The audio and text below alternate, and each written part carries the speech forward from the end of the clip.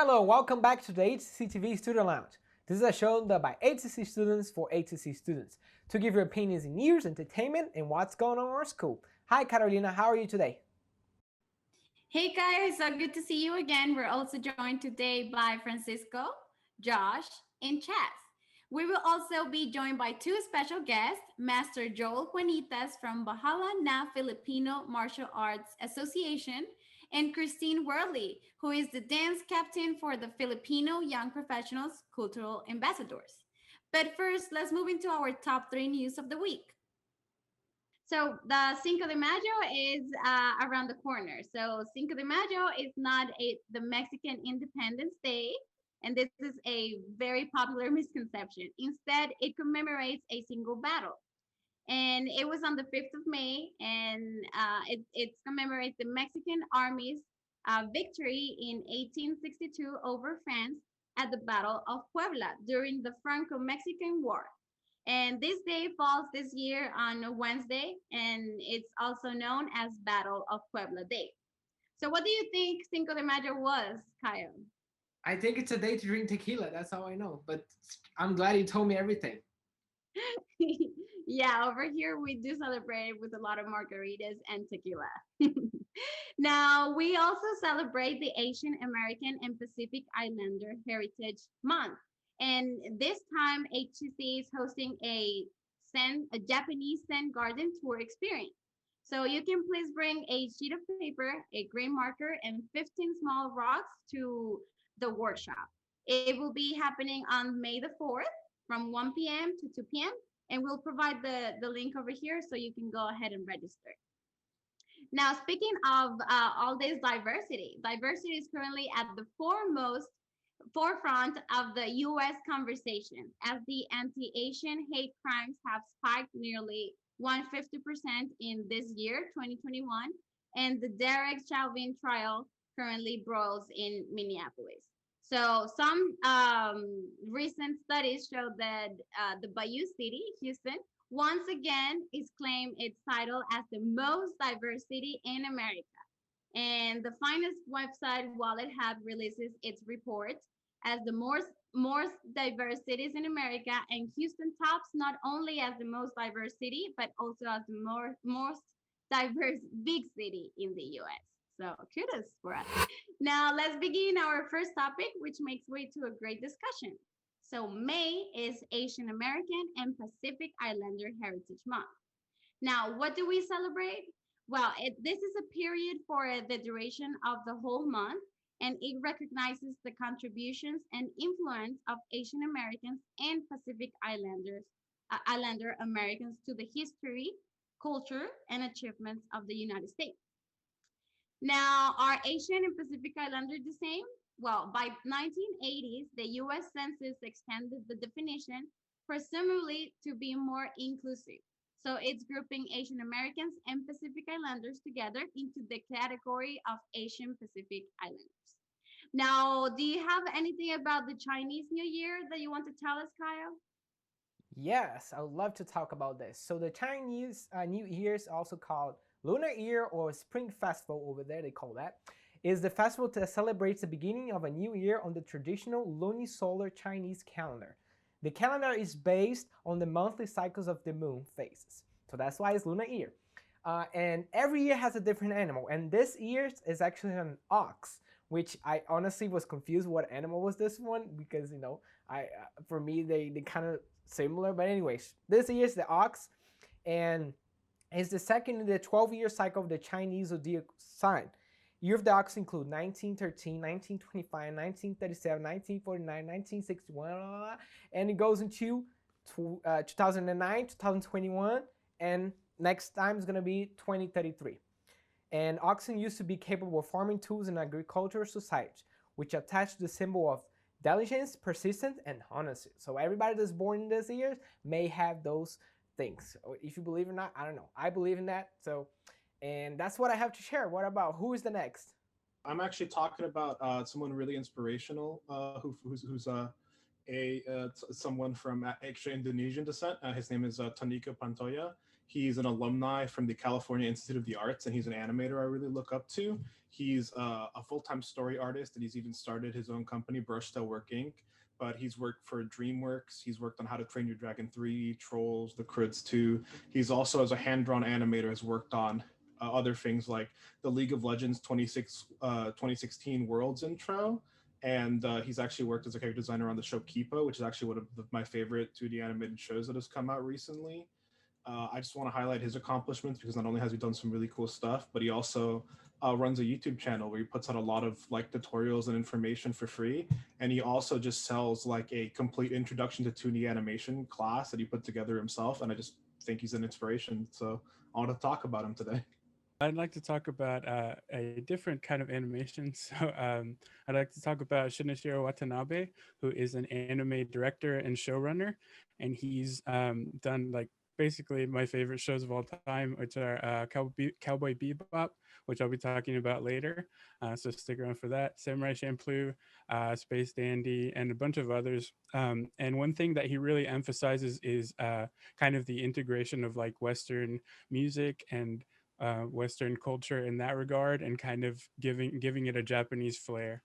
So I really appreciate his work as, you know, a Westerner and also a fan of Japanese animation. So yeah, I'll talk more about that later though. In the 120 years since the first golf course was built in Japan, no Japanese man, or any Asian for that matter, had ever won one of golf's premier tournaments. And that all changed just a couple weeks ago when Japanese golfer Hideki Matsuyama won the 2021 Masters tournament. Before him, the highest placement for an Asian man at a major tournament was fourth place by both Toshimitsu Izawa and Shingo Katayama. And with a score of 10 under par, Matsuyama's victory at the Masters was a watershed moment for Asian golf. And with the recent Stop Asian Hate movement going on, it was great to see an Asian-born man reach the pinnacle of his profession during these times. That's great to hear. And now that we've heard from you guys, let's move on to this week's guest. So why don't you introduce us to them, Kyle? So first, let's get started with Christina Worley, who is the dance captain for the Philippine Young Professionals Cultural Ambassadors. So first of all, how are you today? I'm great, thanks. How are you? I'm doing fantastic. Thanks so much for being here. So let's start with this. Can you tell me a little bit about where you're from? We already gave you the Philippines, but I want you to tell where you're from, where did you move after, and when did you come here? Because you have a really good story and I wanted you to share with people. Sure. So I'm Filipino American. My mom was born and raised in the Philippines, and my dad is from Illinois. And I was born in Thailand and moved around overseas, and then moved to the States for college. I went to college in Virginia and then moved to Washington, D.C. afterwards, Tanzania for 1 year, and then I moved to Houston about 4 years ago. So a little bit of everywhere. I'm what is known as a third culture kid, or a TCK, someone who's grown up outside of their parents' cultures. So it's a little similar with my story because you moved here to do college, same as me, but I didn't have a chance to live in all different countries. I just came Brazil to here. And I know the adaptation, it took us a little, at least for me, took a little bit of time. So how was the process for you? What is it easy? There's some things that you still kept as a culture thing at home, you know, customs or things that you like to do that you just can't change. I mean, food is a great connector for me. That's how I've always stayed connected to my Filipino roots, is eating Filipino food, or any food for that sort, for that matter. My family loves international food, so we've kind of brought that curiosity for different foods and different cultures wherever we go, and always just kind of open to whatever comes our way. That's really good, and that's what I feel too, especially in Brazil. I'm lucky because, you know, I'm pretty sure you too, because you have like restaurant that serves food from your country here, and I was surprised the amount of Brazilian restaurants that they have here. It's still not as good as being in Brazil. I can guarantee you that. At least, you know, it makes me not miss as much my culture and my food, but still, like, I really, really want to go to Brazil this year. If the pandemic, it's, you know, a little bit better and people are vaccinated, I really want to go there, especially to eat my mom's food, which is the best food in the world. Totally agreed. Our mom's food is always the best food, always. Now, do you want to tell us a little bit about the Filipino Festival? Sure. So each year, the Filipino Young Professionals, FYP, puts together the largest Filipino festival in the South. That usually happens around October in the fall. We had to cancel last year because of the pandemic, but we have lots of food stalls. We have lots of dance performances. We have Filipino celebrities that come in and just exposing people to Filipino culture. Filipinos, I think, are the second largest Asian group in the United States. And so just to increase our visibility and to show people what we're about. So that festival happens every year in the fall in Houston. And what type of dance do you guys do? Because I saw a video and I thought that was really interesting and different. So why is it different? What do you guys do? So yeah, so the cultural ambassadors, we present a lot of folk dances from the Philippines. Our most popular one and the kind of the national dance of the Philippines is called tinikling. And it uses 2 bamboo poles and people hop in and out of it. It's very fun for kids and adults. It originates from the farmers setting out these bamboo traps and the little tickling bird kind of hopping in and out. So it's very graceful and it looks easier than it is. So that's the most popular one. But we have other ones that are Spanish influence. We have ones from the South, Muslim dances. We have rural suites that are kind of done at fiestas, and we present mountain province dances as well. Now, how do you become a member? I see that you have over here on your website some different memberships. So what's the difference between them and how do I become a member? Do I need to know previously how to dance or you will teach me how to do that? We welcome anyone. If you've ever met a Filipino, you'll probably, know how hospitable we are and how welcoming we are. So we welcome anyone and you don't have to be a Filipino background. If you just have that curiosity, if you have love for dance, love for food, love for community, you can go to fyphouston.com. Anyone can join. We're always looking for new members. So yeah, anyone can join. And let's talk about, because there's the aspect, dances are really good because a lot of people enjoy watching, some people watching dancing, but there's like healthy benefits to doing something like this, correct? Absolutely. Yeah, I think, movement is medicine. That's been really important for me, especially during the pandemic. I dance on my own at home. I dance on my walks. We put together a dance during the pandemic outside with masks and did this dance called Pandango sa Ilaw, which is the dance of the lights. And it was really beautiful to come together and create something during a time of darkness. So I think dance is just a great connector. You don't need to speak the same verbal language. You can connect over music and dance, and it's just a very natural thing for people to do. Hey, Christine. So I'd like to ask a question, if I may. So when I was I used to go to a different college, and there it was the University of St. Thomas. And so there I was very involved with the Filipino Student Association, FSA. And so we had, you were talking earlier about the October conference you had. We had every year a conference called Good Phil. I don't know if you've heard of it. Oh, maybe not. Wow. Okay. So there's always it's a statewide conference. So I kind of wanted to ask what I guess integration do you guys have like in the college area, or something that students can look at, something that students can look out for? Sure. Yeah. So that's a good question. I know. So I work at Rice University, and there is a Filipino Student Association that just started here recently as well. So I think it's important to look out for your kind of local student associations. And I know there's sort of bigger umbrellas where those Filipino student associations gather, or other Asian student associations. I didn't know about this Good Phil conference, so thank you for telling me about that. But I think it's a great way to connect with community and to share stories and to share history. I went to a lot of webinars hosted by a lot of these college associations last year and learned a lot more about Filipino history and heritage. So I think it's fantastic what the associations in the universities are doing. You see, that was a really good question and a good answer. Thank you so much for this. So, Christine, we're almost over with your interview. Want to go to, I'm not going to give spoilers, but we're going to go to someone else. But I want to ask for you, there's anything else that you would like to add? Anything else I'd like to add? I would just say, be curious, ask questions. So with part of FYP, we do a Filipino American book club. So we're really focusing on Asian American authors, Filipino American authors. look for Filipino American singers or Asian American singers, just kind of, dabble in the different areas and see what you can find. There's a lot of great Asian artists out there that I think are worth exploring. There we go. Well, thank you very much for being here. Thank you. So we're going to talk to Master Joe Juanitas from Bahala, now Filipino Martial Arts Association. So how are you today? How you doing, Kyle? Thanks for having me. Thanks for HCCTV to invite me today, and I look forward to talking to you and sharing my story and the history, Filipino American history. Yeah, we're really excited to have you. So tell us a little bit about you. What do you do? People want to know, how did you even get started with this? Because I know martial arts is something that people watch in the movies. They think it's that easy to learn. When I tried to do a class, I was like, oh my God, this is not as easy as I thought. But at the same time, it's a good thing. It's not just self-protection, but it also helps with your mental health. So can you just please tell everybody about it? Yeah, well, it's a Filipino American martial art. We make that distinction. My Grandmaster Leo Hiron from Pangasinan, Philippines. He came here as a farm laborer. So he followed the crops, agricultural crops up and down the United States.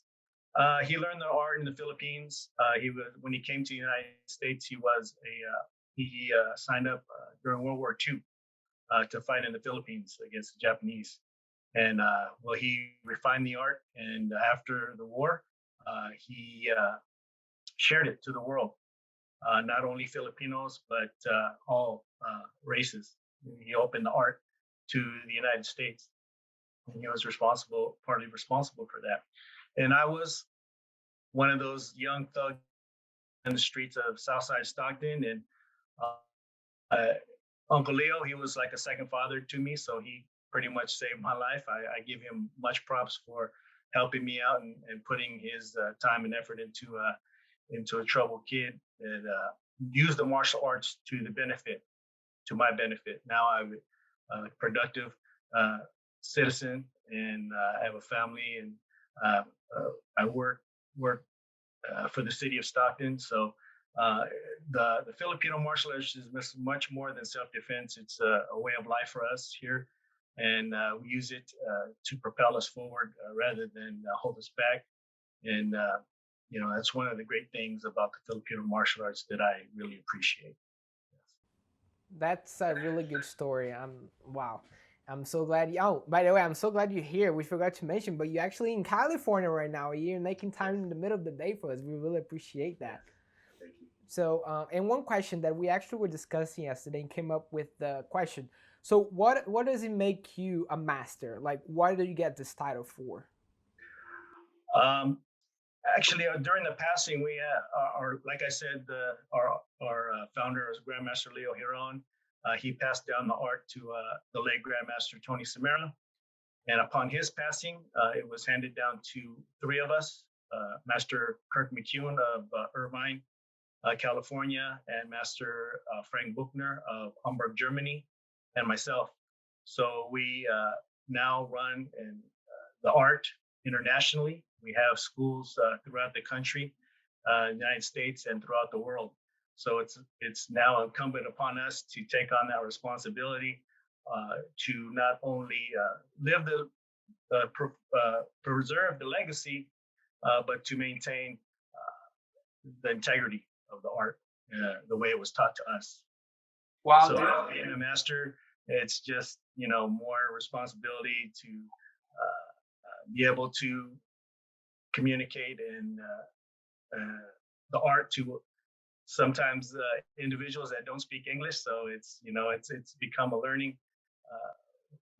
experience for me as well to teach the art to those internationally and domestically. Yes. Well, this is actually a bigger title than I expect, because that's not something that anyone just can get. This passing along, like for generation to generation, or for people that So it's actually way bigger than I ever imagined. And congratulations for being a master, because that's a big achievement. Thank you. Now I'm curious. So why that connection with Texas? So where did it started? I think you do have some different locations in Houston as well. So yes. Why that connection here?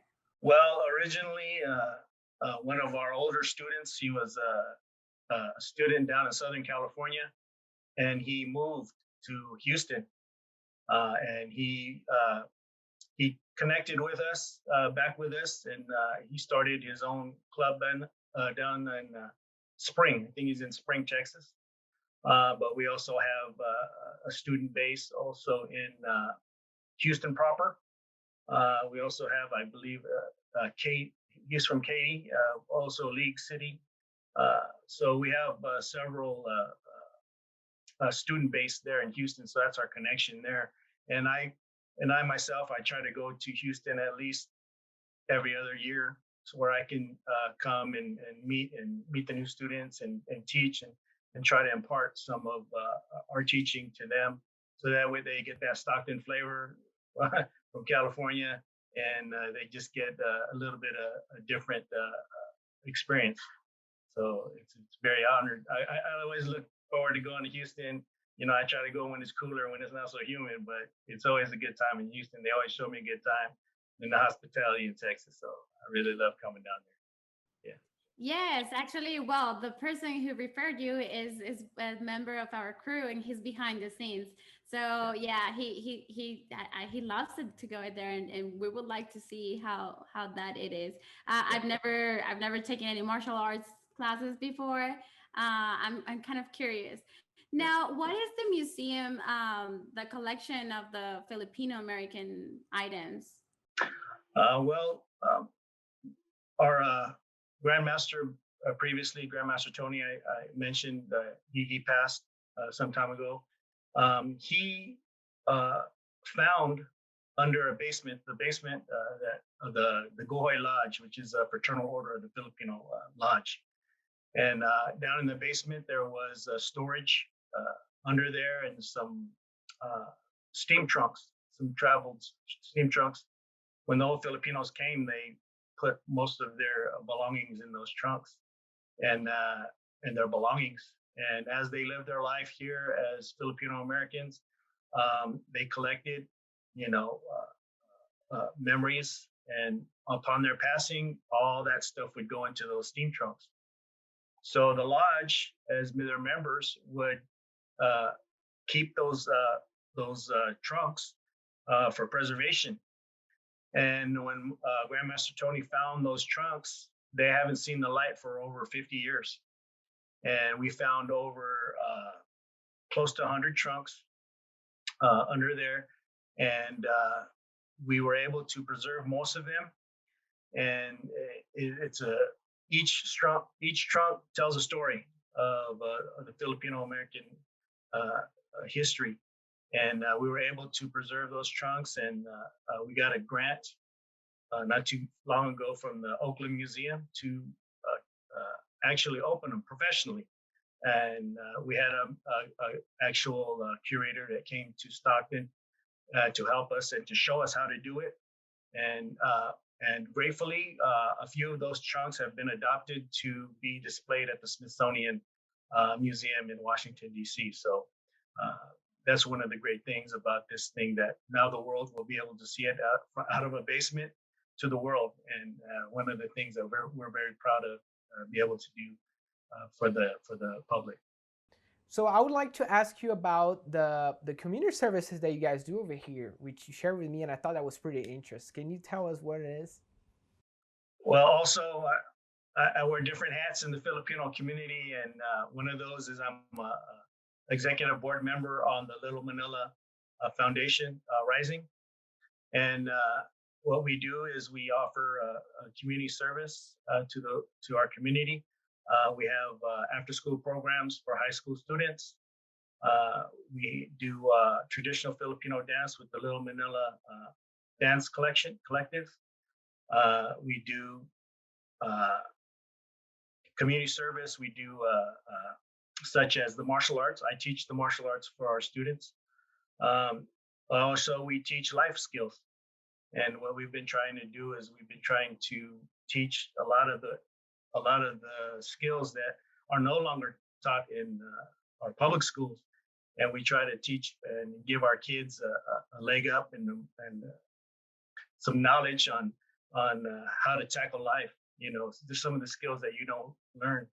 Back when I was going in high school, we had wood shop, we had auto mechanics, we had home economics, And those are some of the things you will not find in public school. They have been traded out.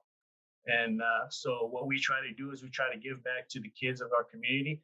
If it's anything from cooking a pot of rice to changing your oil or your tire on your car, to financial responsibility. Those are things that our kids that need to be trained in. You know, academics is one thing, but street smarts is another thing. And that's very important to us that our kids have, so that way they're not left behind. So it's another thing that we offer to our children. And you know, it comes back because you teach these kids and they go off to college, they learn a profession, they go to work, and then they come back and they help us to teach our kids. So it's one of the great things. It's a circle. It's a circle for and you see these kids, they come and they come back. You know, they leave and they come back and they help you out. So that's one of the great rewards of being a mentor in this organization. I can imagine. We are really thankful for this, for you doing that for the whole community. And Master Joel, thank you so much for being here. It was a really, really good interview. And Christine, thank you so much too for being here. And you guys should connect. You know, you guys could create how can I say, a martial dance Filipino thing, you know, mix those things together. I think that would look really cool. So just letting you guys know. So, and again, thank you so much. Carolina, what's going on now? Well, yes, that was fascinating to hear. Thank you both for your time. And as you know, we also cover things that are entertaining. So what shows are out that you want to talk to us about? I would like to talk about The White Tiger. It's an excellent movie that I watched this year. And my favorite part about the movie, it's all made in India. And the thing that I like, because usually when you see Indian movies, especially when Americans try to do it, they recreate some things that are not really a reality. And the whole movie's over there. There's nothing to do with the United States. So I was able to capture the culture from close, and the story is so compelling. It's a guy that is poor and he's trying to make some money, and he needs to make some choices, which sometimes is harder because at the same time, in order to him to make money, he needs to do bad things, you know? So, but at the same time, he's doing to bad people. So is it wrong? Is it bad? You know? So it's really, really good movie, and you should definitely watch it. Hey, as I mentioned earlier, when I was talking about Shinichiro Watanabe, I'm talking about his work, which is like his magnum opus. Is called Cowboy Bebop, and it's an anime. You could think of it as like a neo noir or a space western. It's about a group of bounty hunters that go around space looking for bounties, and a lot of times they're like very, very poor, and so they need to like they're very desperate for work. It's just very funny, very emotionally impactful, very interesting and thought-provoking. And they play it like every Saturday night on Cartoon Network. They've played it for like the past 20 years, so I definitely recommend checking it out. Thanks for that, Francisco. I'm actually a really big fan of Cowboy Bebop myself. It really is like a classic in the industry. I don't think anyone who's ever watched it comes away disliking it. In general, the one show that I want to recommend is called Strong Girl Bong Soon. But in general, I want to recommend just trying out shows from other cultures. So many of the tropes that you get used to and bored here in like shows in America is like, oh, every show's the same. It's because they're being viewed by like a Western audience with a Western lens, and just having something else that's been made for a completely different audience. You can't imagine how different things can be, how silly or how interesting stories can be. And I just think you should give it a chance. You know, most of these stuff gets subtitled anyway. Thank you very much, Chaz. Well, it's a time today to say goodbye. And as always, guys, thank you so much for watching, and I see you next week. Yes, also don't forget to send us topics that you would like to discuss, and see you next time on the Student Lounge.